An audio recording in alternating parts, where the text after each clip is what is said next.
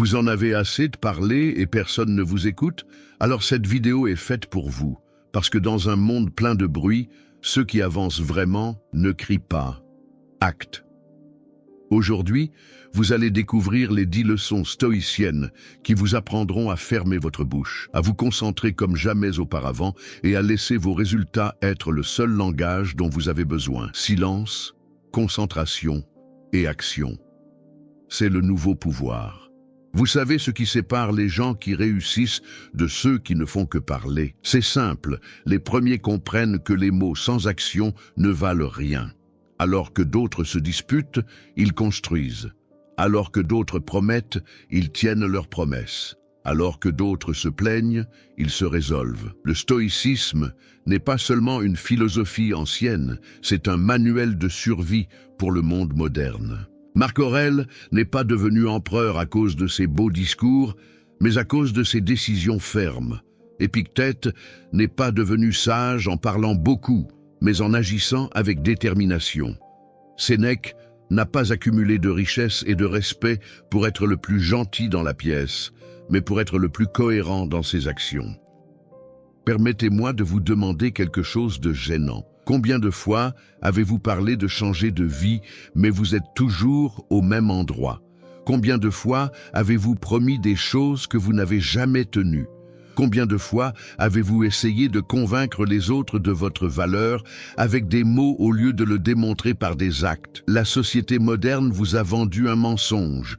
Vous devez vous expliquer, vous justifier et convaincre tout le monde de votre valeur.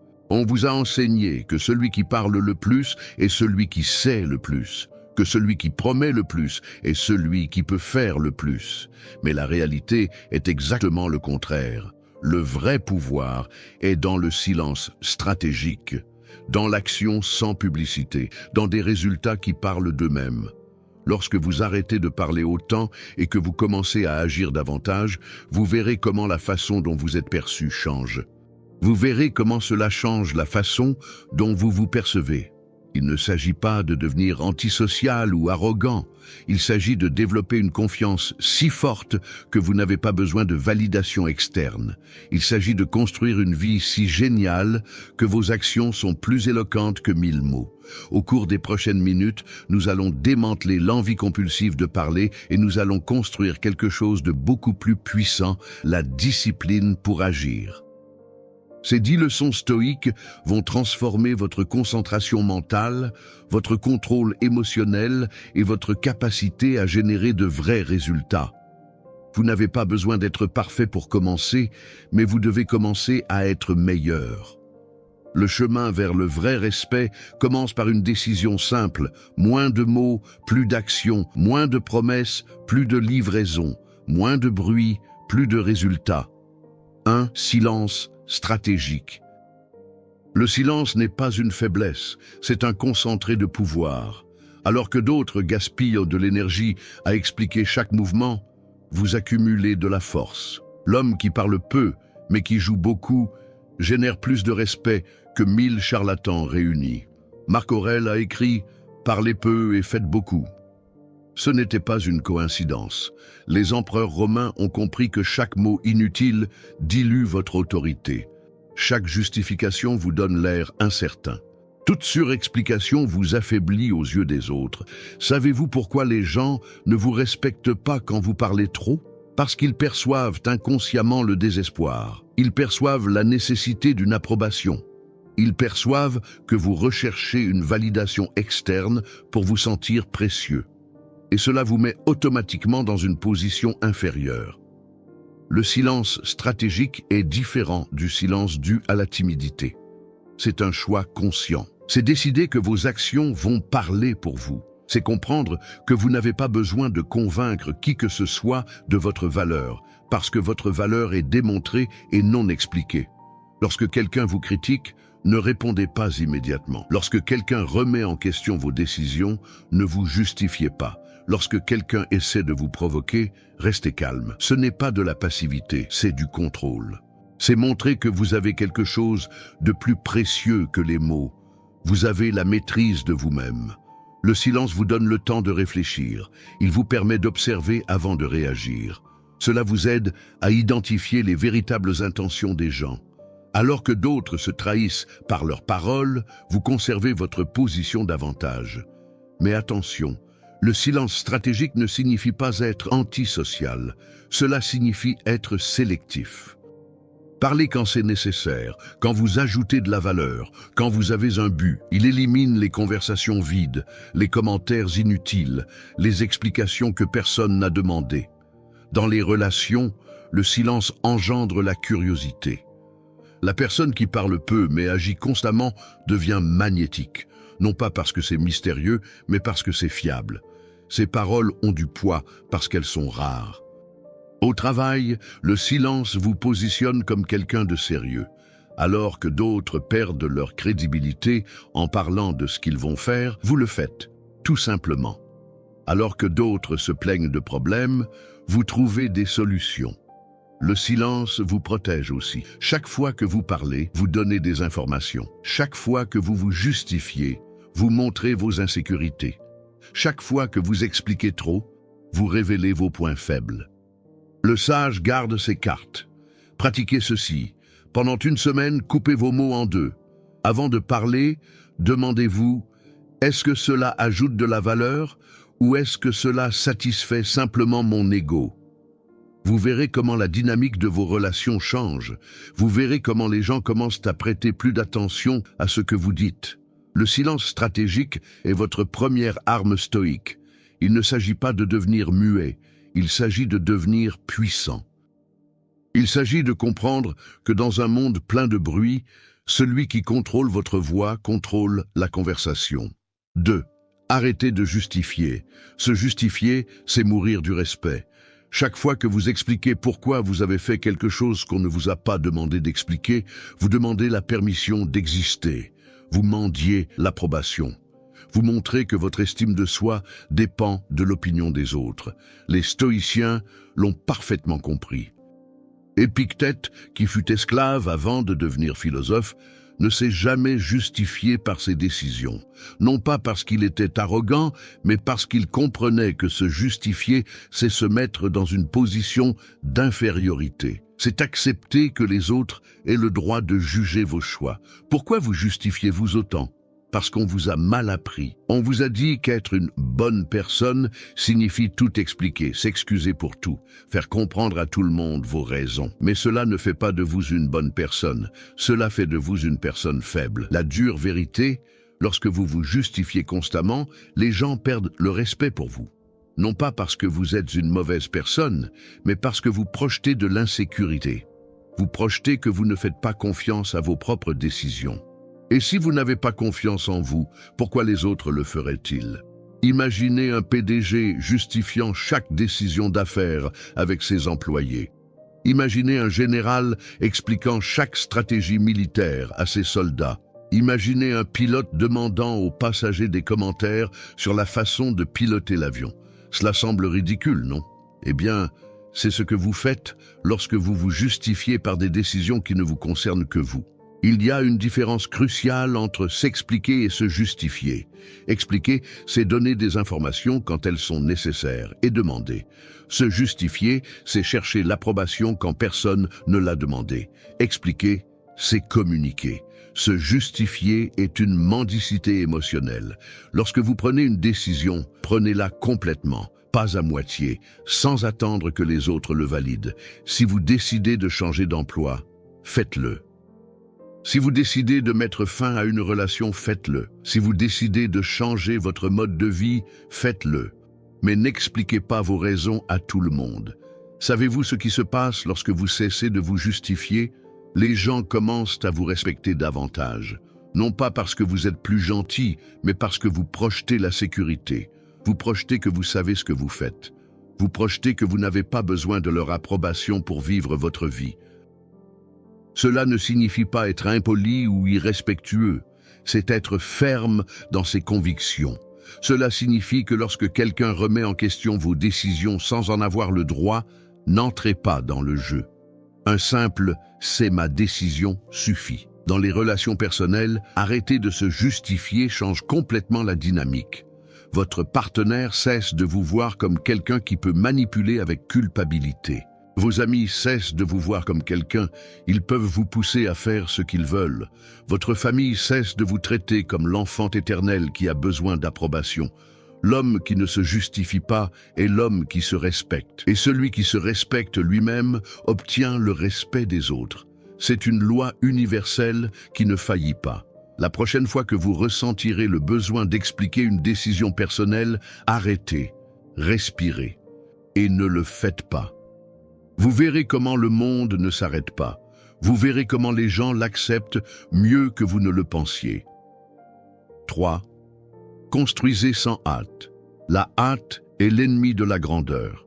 Les hommes faibles veulent des résultats immédiats parce qu'ils n'ont pas confiance en leur capacité à tenir ferme à long terme. Les hommes forts construisent lentement parce qu'ils savent que ce qui est construit rapidement est détruit rapidement. Sénèque a accumulé sa fortune au fil des décennies et non des mois. Marc Aurèle a forgé son caractère au jour le jour et non en une semaine de motivation. Les grands stoïciens comprenaient que la véritable construction est silencieuse, constante et sans hâte. Parce que la hâte révèle l'anxiété et l'anxiété révèle un manque de contrôle interne. Pourquoi êtes-vous pressé? Parce que vous voulez prouver quelque chose à quelqu'un. Parce que vous avez besoin d'une validation externe. Parce que votre ego ne peut pas attendre. Mais laissez-moi vous dire quelque chose. Tout ce que vous faites à la hâte pour impressionner les autres finit par être médiocre.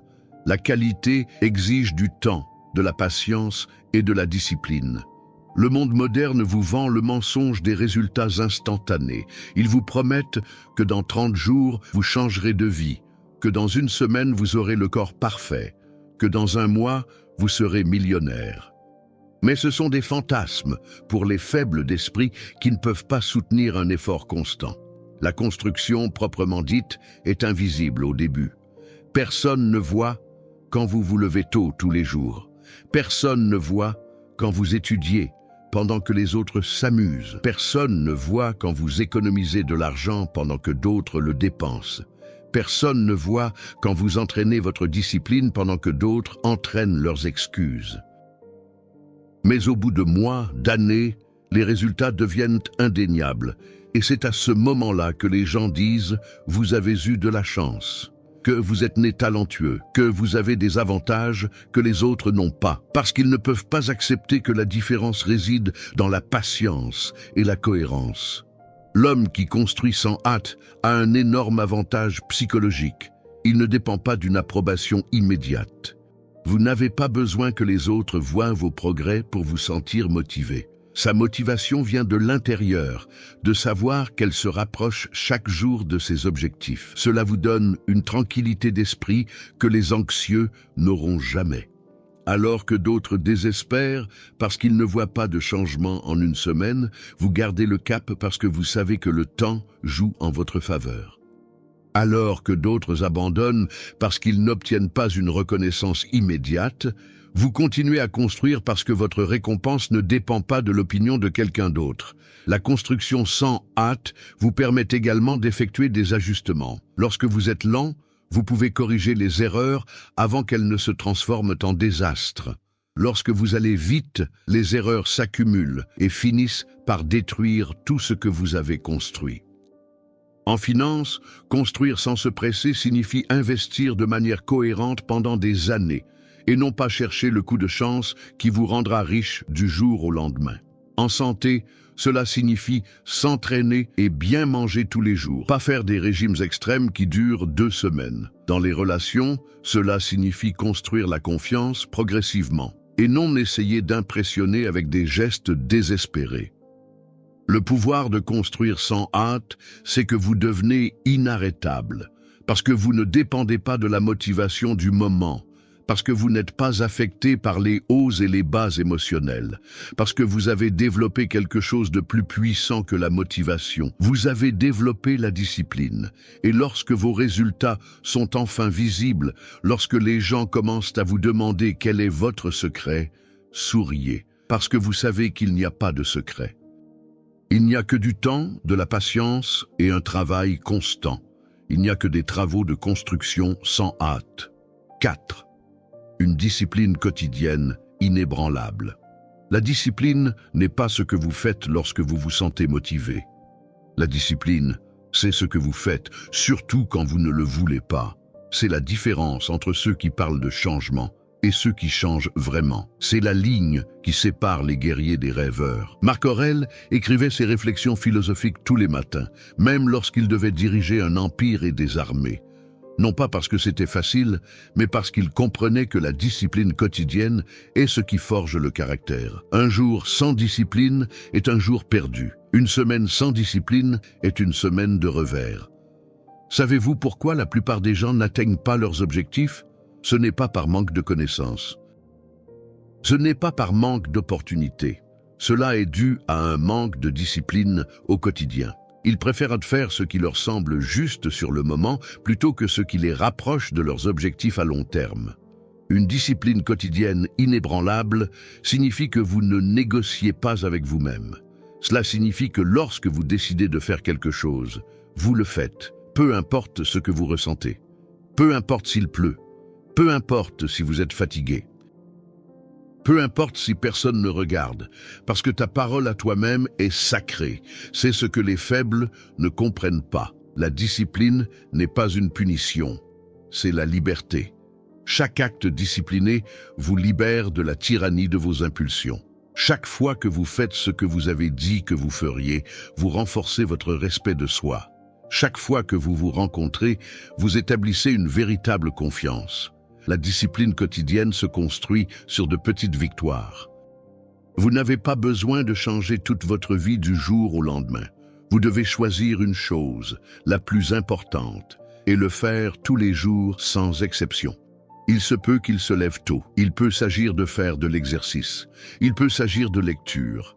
Il peut s'agir de méditer. Mais il faut que ce soit tous les jours. Pourquoi tous les jours ? Parce que la discipline est comme un muscle. Elle est renforcée par l'usage constant et affaiblie par l'inactivité. Un jour de repos en devient deux. Deux deviennent une semaine. Une semaine devient un abandon total. L'homme discipliné a un énorme avantage psychologique. Il sait qu'il peut avoir confiance en lui-même. Lorsque vous vous fixez un objectif, vous savez que vous allez l'accomplir parce que vous avez la preuve que vous respectez vos engagements. Cette confiance se reflète dans tout ce que vous faites. La discipline quotidienne vous donne également le contrôle de votre esprit. Lorsque vous entraînez votre capacité à faire des choses que vous ne voulez pas faire, vous développez une résilience mentale. Vous devenez immunisé contre les excuses. Vous devenez plus fort que vos émotions du moment. Au travail, la discipline quotidienne fait de vous la personne la plus fiable de l'équipe. Alors que d'autres travaillent en fonction de leur humeur, vous produisez de manière constante. Alors que d'autres cherchent des excuses, vous obtenez des résultats. Cela vous positionne naturellement en tant que leader. Dans les relations, la discipline quotidienne fait de vous quelqu'un en qui vous pouvez avoir confiance. Votre partenaire sait que lorsque vous dites quelque chose, vous allez jusqu'au bout. Vos amis savent qu'ils peuvent compter sur vous. Votre famille sait que vous êtes un roc solide dans leur vie. Mais le plus important, la discipline quotidienne vous donne le respect de vous-même. Ce respect qui ne dépend pas de l'opinion des autres. Ce respect qui vient du fait de savoir que vous êtes capable de faire ce que vous avez prévu de faire. Ce respect qui vous permet de marcher la tête haute sans avoir à prouver quoi que ce soit à quiconque. La discipline quotidienne inébranlable est votre super pouvoir stoïque. Ce n'est pas glamour, ce n'est pas excitant, mais c'est ce qui sépare les hommes ordinaires des hommes extraordinaires. 5. Ne cherchez pas l'approbation. La recherche de l'approbation est la drogue la plus destructrice qui soit. Cela vous rend esclave de l'opinion des autres. Cela vous prive de votre pouvoir personnel. Il vous transforme en un acteur qui joue le rôle que les autres veulent voir, jamais l'homme que vous êtes vraiment. Épictète l'a dit clairement, vous ne pouvez pas contrôler ce que les autres pensent de vous, mais vous pouvez contrôler si vous vous en souciez ou non. L'homme qui cherche constamment l'approbation a perdu le contrôle de sa propre vie. Il a abandonné son estime de soi à des gens qui ne se soucient probablement même pas de lui. Savez-vous pourquoi vous cherchez l'approbation ? Parce que vous confondez l'amour avec la validation. Parce que vous croyez que si tout le monde vous approuve, vous avez de la valeur. Mais c'est exactement le contraire. Lorsque vous recherchez l'approbation de tout le monde, vous n'obtenez le respect de personne. Parce que les gens respectent ceux qui se respectent eux-mêmes, pas ceux qui supplient pour être acceptés. La recherche de l'approbation vous transforme en caméléon. Vous changez de personnalité en fonction de la personne avec qui vous êtes. Vous dites ce que vous pensez qu'ils veulent entendre. Vous faites ce que vous pensez pouvoir les impressionner. Mais à la fin de la journée, vous ne savez même pas qui vous êtes vraiment. L'homme qui ne cherche pas l'approbation a une présence magnétique. Non pas parce que c'est parfait, mais parce que c'est authentique. Il n'essaie pas d'impressionner qui que ce soit, parce qu'il n'a pas besoin d'impressionner qui que ce soit. Sa valeur n'est pas à vendre, son estime de soi n'est pas mise aux enchères.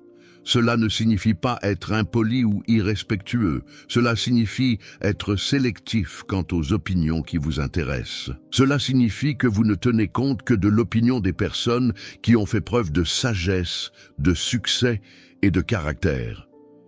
Ce n'est pas l'opinion de quelqu'un qui a une bouche. Vous voulez savoir qui compte vraiment. Des gens qui vous respectent même lorsque vous n'êtes pas d'accord avec eux. Les gens qui vous disent la vérité, même si cela fait mal. Des gens qui ont construit quelque chose de précieux dans leur vie. Ce sont les seuls avis qui devraient influencer vos décisions.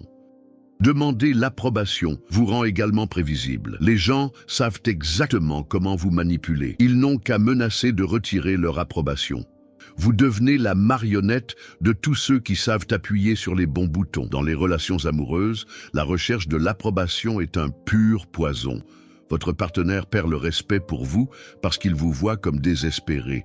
Il vous voit comme quelqu'un qui n'a pas d'option. Il vous voit comme quelqu'un qui accepte n'importe quel accord, tant que vous n'êtes pas seul. Au travail, la recherche de l'approbation vous maintient dans des positions inférieures. Vous n'allez jamais diriger si vous avez besoin que tout le monde vous aime. Le leadership exige de prendre des décisions difficiles qui ne plairont pas à tout le monde. Il faut dire non lorsque cela est nécessaire. L'homme qui ne cherche pas l'approbation prend des décisions basées sur des principes, pas sur la popularité. Il fait ce qu'il faut, même s'il est impopulaire. Elle dit la vérité, même si c'est inconfortable. Il maintient ses normes, même si d'autres les considèrent comme trop élevées. Comment cessez-vous de chercher à obtenir l'approbation? Tout d'abord, élaborez des critères internes de réussite. Définissez ce qu'une vie réussie signifie pour vous, pas pour les autres. Deuxièmement, entourez-vous de personnes qui vous respectent pour ce que vous êtes et non pour ce que vous faites pour eux. Troisièmement, entraînez-vous à dire non sans longues explications. Lorsque vous cessez de chercher l'approbation, quelque chose de magique se produit. Vous commencez à obtenir un véritable respect, pas le faux respect qui vient de la peur ou de la manipulation, mais le respect authentique qui vient de la reconnaissance de votre force intérieure. 6. Concentration laser mentale. Votre esprit est comme un rayon de soleil, dispersé, à peine chaud. Concentré, il peut allumer un feu. Le problème avec la plupart des hommes, c'est qu'ils ont l'esprit dispersé. Ils pensent à 1000 choses à la fois et n'en maîtrisent aucune. Ils veulent tout en même temps et se retrouvent sans rien. Marc Aurèle dirigeait un empire parce qu'il avait une concentration mentale laser. Il n'était pas distrait par des problèmes mineurs. Il n'a pas gaspillé d'énergie sur des questions sans importance. Il identifiait les choses les plus importantes et leur accordait toute son attention. C'est la différence entre les leaders et les suiveurs. La concentration laser mentale n'est pas seulement la concentration. C'est la capacité d'identifier ce qui mérite votre attention et ce qui ne le mérite pas. C'est la discipline de dire non aux distractions. C'est la sagesse de comprendre que votre attention est votre ressource la plus précieuse et que vous ne pouvez pas la gaspiller. Savez-vous pourquoi vous n'atteignez pas vos objectifs? Ce n'est pas parce que vous n'avez pas la capacité. C'est parce que vous n'avez pas de concentration. Vous commencez 10 projets et n'en terminez aucun. Vous vous enthousiasmez pour chaque nouvelle idée et abandonnez l'ancienne. Votre énergie mentale est fragmentée dans 1000 directions. L'homme avec une concentration mentale laser est inarrêtable parce que toute son énergie est consacrée à un seul objectif. Tandis que les autres se dispersent, il se concentre. Alors que d'autres sont distraits, il se concentre. Alors que d'autres parlent de faire beaucoup de choses, il fait une chose extraordinairement bien. Cela demande des sacrifices. Se concentrer sur quelque chose signifie renoncer à tout le reste. Cela signifie dire non à des opportunités qui semblent attrayantes, mais qui vous éloignent de votre objectif principal. Cela signifie résister à la tentation de courir après chaque nouvelle tendance ou mode. La concentration laser mentale vous donne également une clarté mentale. Lorsque vous savez exactement ce que vous voulez et où vous allez, les décisions deviennent faciles. Tout ce qui vous rapproche de votre objectif, c'est oui. Tout ce qui vous éloigne, c'est le non. Simple et puissant. Au travail, la concentration mentale laser fait de vous un expert. Alors que d'autres savent un peu de tout, vous en savez beaucoup sur quelque chose de spécifique. Cela vous rend inestimable. Il vous positionne comme la personne à contacter lorsqu'elle a besoin de résultats dans votre région. En finance, l'approche laser mentale consiste à concentrer vos investissements sur ce que vous comprenez vraiment. Ne dispersez pas votre argent dans 1000 opportunités différentes. Ne tombez pas dans le piège de vouloir vous diversifier au point de ne pas obtenir de gains significatifs dans quoi que ce soit. Dans les relations, la concentration mentale signifie investir votre temps et votre énergie dans les personnes qui comptent vraiment. N'essayez pas de maintenir des centaines de relations superficielles. Ne dispersez pas votre attention émotionnelle parmi des personnes qui n'ajoutent pas de valeur à votre vie. La concentration mentale au laser nécessite l'élimination des distractions. Cela signifie moins de médias sociaux, moins de nouvelles non pertinentes, moins de conversations vides, moins d'activités qui ne contribuent pas à vos objectifs. Votre temps et votre attention sont limités, utilisez-les à bon escient. Comment développez-vous la concentration mentale au laser? Tout d'abord, identifiez votre objectif le plus important. Deuxièmement, il élimine tout ce qui ne contribue pas à cet objectif. Troisièmement, consacrez des blocs de temps ininterrompus à travailler sur ce qui compte vraiment. Lorsque vous développez une concentration mentale laser, vous verrez des résultats qui semblaient auparavant impossibles, parce que toute votre énergie sera dirigée vers un seul point. Et lorsque toute votre énergie va vers un seul point, ce point devient inarrêtable. 7. Manifester sans parler. Les actions sont le seul langage qui ne ment pas. Vous pouvez faire semblant avec des mots, mais vous ne pouvez pas faire semblant avec des résultats. L'homme qui manifeste sans parler a un pouvoir que les charlatans n'auront jamais, une crédibilité absolue. Sa présence parle plus fort que 1000 discours. Sénèque ne s'est pas enrichi en parlant de richesse, il s'est enrichi en créant de la richesse. Marc Aurèle n'est pas devenu empereur à cause de ses promesses, mais à cause de ses décisions. Les grands stoïciens comprenaient que la démonstration silencieuse est plus puissante que n'importe quel argument verbal. Pourquoi les gens ne vous prennent-ils pas au sérieux? Parce que vous parlez beaucoup et montrez peu. Parce que vous promettez plus que vous ne livrez. Parce que vos paroles ne correspondent pas à vos actes. Et quand il y a une incohérence entre ce que vous dites et ce que vous faites, les gens croiront toujours ce que vous faites. L'homme qui manifeste sans parler génère automatiquement le respect. Vous n'avez pas besoin de convaincre qui que ce soit de vos capacités, parce que vos capacités sont évidentes. Vous n'avez pas besoin de promettre parce que vous avez déjà livré. Vous n'avez pas besoin d'expliquer pourquoi vos résultats parlent d'eux-mêmes. Cela vous donne un énorme avantage psychologique. Vous enlevez la pression d'avoir à impressionner avec des mots. Votre confiance ne dépend pas de votre capacité à parler, mais de votre capacité à produire. Et cette confiance se voit. Vous pouvez le sentir. Il est respecté. La démo silencieuse vous protège également des envieux. Il est plus difficile d'attaquer quelqu'un qui ne parle pas beaucoup parce que vous ne lui donnez pas de munitions. Il est plus difficile de critiquer quelqu'un qui ne montre que des résultats parce que les résultats sont objectifs, pas des opinions. Au travail, manifester sans parler fait de vous l'employé le plus précieux. Alors que d'autres parlent de ce qu'ils vont faire, vous l'avez déjà fait. Alors que d'autres se plaignent de problèmes, vous trouvez des solutions. Alors que d'autres recherchent la reconnaissance, vous produisez simplement. Dans les relations, manifester sans parler permet d'instaurer une réelle confiance. Votre partenaire n'a pas besoin de vos promesses d'amour parce qu'il voit votre amour dans vos actions quotidiennes. Vos amis n'ont pas besoin de vos paroles de loyauté parce qu'ils font l'expérience de votre loyauté dans les moments difficiles. Mais attention, manifester sans parler ne signifie pas être invisible. Cela signifie être sélectif avec vos mots. Cela signifie que lorsque vous parlez, cela a du poids parce qu'il est soutenu par des actions. Cela signifie que votre réputation est construite sur des faits et non sur du marketing personnel. Une démonstration silencieuse demande de la patience. Les résultats ne sont pas toujours immédiats. Parfois, vous travaillez pendant des mois sans que personne ne remarque vos progrès. Mais lorsque les résultats arrivent enfin, ils sont indéniables. Et c'est votre récompense. Un respect qui ne s'achète ni ne se feint. Comment commencer à manifester sans parler? Tout d'abord, coupez vos promesses en deux et doublez votre exécution. Deuxièmement, arrêtez d'annoncer vos plans et commencez à montrer vos réalisations. Troisièmement, concentrez-vous sur la cohérence plutôt que sur le spectaculaire. Le pouvoir de manifester sans parler est que vous devenez magnétique. Les gens sont attirés par les personnes qui produisent de vrais résultats.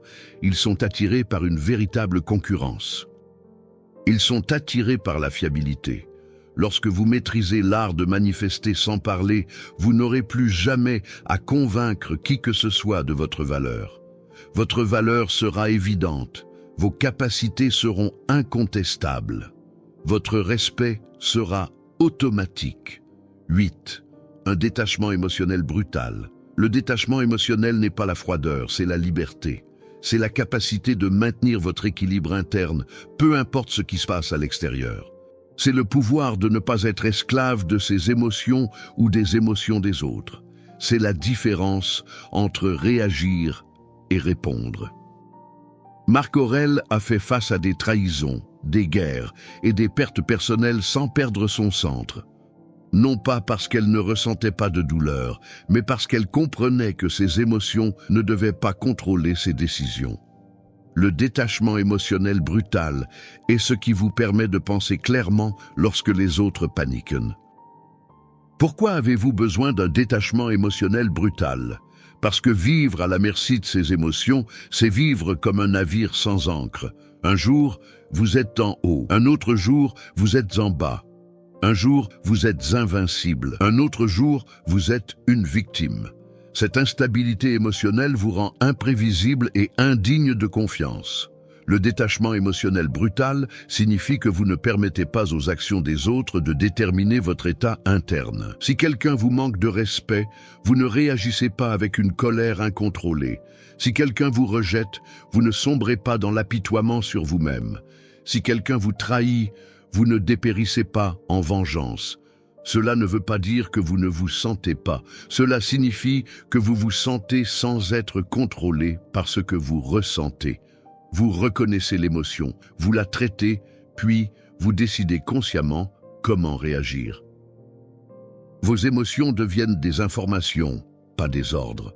L'homme doté d'un détachement émotionnel brutal a un pouvoir que les réactifs n'auront jamais, la capacité de prendre des décisions rationnelles sous pression. Alors que d'autres agissent par impulsion et le regrettent plus tard, il reste calme et agit de manière stratégique. Dans les relations, le détachement émotionnel brutal vous protège de la manipulation. Lorsque quelqu'un essaie de vous contrôler avec un drame, un chantage émotionnel ou des menaces, cela ne fonctionne tout simplement pas.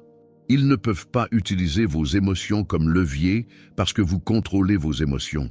C'est particulièrement important si vous venez de relations toxiques.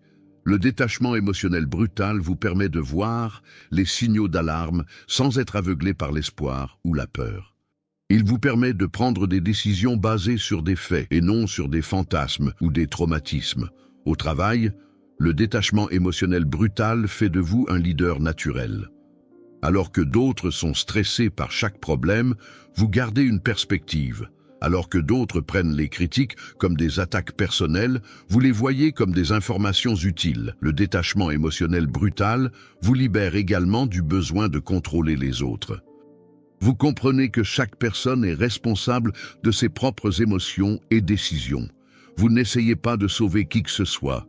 Vous ne vous sentez pas coupable des réactions émotionnelles des autres. Comment développez-vous un détachement émotionnel brutal? Tout d'abord, entraînez-vous à faire une pause. Lorsque vous ressentez une émotion intense, arrêtez-vous avant d'agir. Deuxièmement, demandez-vous, cette émotion me donne-t-elle des informations utiles ou est-ce qu'elle ne fait qu'obscurcir mon jugement? Troisièmement, décidez consciemment comment réagir. Un détachement émotionnel brutal ne vous transforme pas en robot. Cela fait de vous un être humain plus évolué, un être humain qui ressent profondément, mais qui n'est pas esclave de ses sentiments. Un humain qui peut aimer sans être dépendant. Un humain qui peut faire face à la douleur sans être détruit par elle. Lorsque vous maîtrisez un détachement émotionnel brutal, rien ne peut vous arrêter. Parce que personne ne pourra vous manipuler avec du drame. Personne ne pourra vous contrôler par la peur. Personne ne pourra vous déstabiliser avec ses propres insécurités. Vous serez libre. 9. Le respect des faits. Les faits ne mentent pas. Ils ne manipulent pas. Ils ne cherchent pas l'approbation. Les faits le sont, tout simplement. L'homme qui fonde sa vie sur des faits a un avantage brutal sur ceux qui vivent dans des fantasmes, des excuses et l'auto-illusion. Les faits sont la seule monnaie qui compte dans le monde réel. Épictète a enseigné à ses étudiants à faire la distinction entre ce qui est sous leur contrôle et ce qui ne l'est pas. Cette distinction est basée sur des faits et non sur des souhaits. Non pas dans ce que vous voudriez être vrai, mais dans ce qui est réellement vrai. Le respect des faits est le respect de la réalité. Pourquoi la plupart des gens vivent-ils dans le déni? Parce que les faits font parfois mal. Il est plus confortable d'inventer des excuses que d'accepter la responsabilité. Il est plus facile de blâmer les autres que de reconnaître ses propres erreurs. Il est plus agréable de vivre dans l'illusion que de faire face à des vérités inconfortables. Mais l'homme stoïque choisit les faits même s'ils font mal. Parce qu'il sait que ce n'est qu'en faisant face à la réalité qu'il peut la changer. Ce n'est qu'en acceptant où vous êtes que vous pouvez vraiment décider où vous voulez aller. Ce n'est qu'en reconnaissant vos faiblesses que vous pouvez les transformer en force. Le respect des faits vous libère des émotions destructrices. Vous ne pouvez pas être en colère contre la réalité. Vous ne pouvez que travailler avec elle ou contre elle. Vous ne pouvez pas négocier avec les faits, vous ne pouvez que vous y adapter ou être écrasé par eux. En finance, le respect des faits signifie regarder vos chiffres réels, pas ceux que vous aimeriez avoir. Cela signifie accepter votre situation actuelle sans drame ni apitoiement sur vous-même. Cela signifie prendre des décisions basées sur votre réalité financière et non sur vos fantasmes de richesse. En santé, le respect des faits signifie accepter l'état actuel de son corps sans excuse. Cela signifie reconnaître que si vous n'êtes pas en forme, c'est parce que vos habitudes vous y ont amené. Cela signifie que les résultats que vous obtenez sont exactement ce que vous méritez pour vos actions. Dans les relations, le respect des faits signifie voir les gens tels qu'ils sont réellement, et non tels que vous voudriez qu'ils soient. Cela signifie accepter que si quelqu'un vous traite constamment mal, c'est sa vraie nature. Cela signifie que les actions des gens vous en disent plus que leurs paroles. L'homme qui respecte les faits n'est pas trompé par de vaines promesses. Il ne croit pas aux changements qu'il ne voit pas. Vous n'investissez pas de temps dans des personnes qui ne montrent pas de valeur. Il ne poursuit pas des opportunités qui n'ont pas de fondement réel. Cela vous donne une clarté mentale brutale. Alors que d'autres vivent dans la tourmente émotionnelle, vous voyez les situations avec une précision chirurgicale. Alors que d'autres s'accrochent à des espoirs irréalistes, vous travaillez avec des possibilités concrètes. Le respect des faits vous rend également plus efficace dans la communication. Vous ne perdez pas de temps à essayer de convaincre les autres de choses qui ne sont pas vraies. Vous ne gaspillez pas d'énergie à défendre des positions insoutenables. Vous parlez à partir de preuves, pas d'émotions. Comment développez-vous le respect des faits? Tout d'abord, pratiquez l'honnêteté brutale avec vous-même. Deuxièmement, recherchez des preuves avant de vous forger une opinion. Troisièmement, acceptez les informations qui contredisent vos croyances si elles sont étayées par des faits.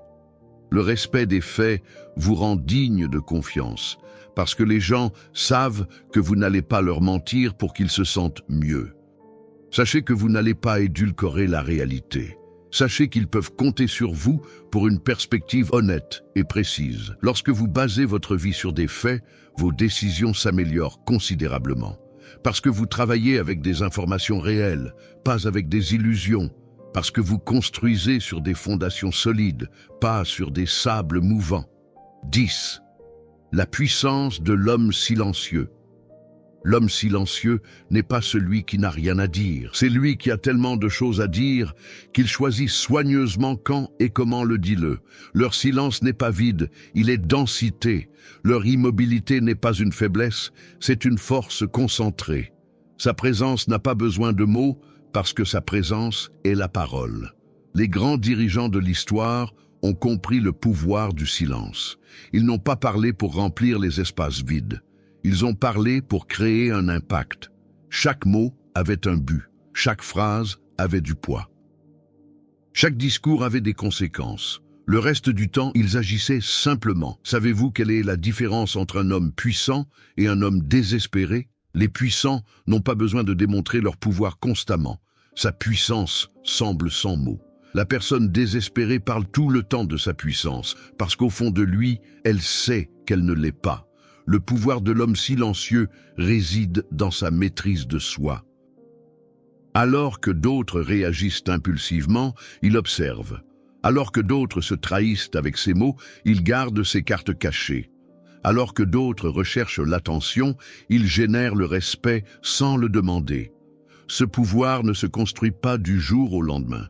Il se forge jour après jour, décision par décision, moment par instant. Chaque fois que vous choisissez de ne pas réagir à une provocation, chaque fois que vous restez calme sous la pression, chaque fois que vous répondez par des actions au lieu de mots, l'homme silencieux a une présence magnétique parce que les gens ne peuvent pas le lire complètement. Ce n'est pas mystérieux par la pose, c'est mystérieux par la substance. Il a de la profondeur, il a des couches, il a une vie intérieure riche qu'il n'a pas besoin d'exposer publiquement. Dans les conversations, l'homme silencieux a un avantage parce qu'il écoute plus qu'il ne parle. Cela vous donne des informations que les autres n'ont pas. Il vous permet de comprendre les motivations cachées. Il vous permet d'identifier les opportunités que les autres négligent. Son silence le protège également des erreurs verbales. Il ne dit pas des choses qu'il va regretter. Il ne divulgue pas d'informations qui peuvent être utilisées contre vous. Il ne s'engage pas à tenir des promesses qu'il ne peut pas tenir. La puissance de l'homme silencieux est multipliée lorsqu'il parle, enfin. Parce que ses mots sont rares, ils ont plus de valeur. Parce qu'il ne parle pas pour le plaisir de parler, les gens font attention quand il ouvre la bouche. Parce qu'il s'est bâti de la crédibilité par son silence, ses paroles ont du poids. Ce pouvoir s'étend également à leur présence physique. Marcher avec détermination, pas à la hâte. Il se déplace avec intention, pas avec nervosité. Il occupe son espace sans s'excuser, mais sans attaquer. Leur langage corporel communique la confiance sans arrogance. L'homme silencieux n'a pas peur de la solitude parce qu'il a appris à apprécier sa propre compagnie. Il n'a pas besoin de bruit constant parce qu'il a trouvé la paix dans le silence. Il ne cherche pas à obtenir une validation externe car il a développé une validation interne. Comment développez-vous le pouvoir de l'homme silencieux? Tout d'abord, pratiquez des périodes de silence délibérées. Deuxièmement, apprenez à être à l'aise avec les pauses dans les conversations.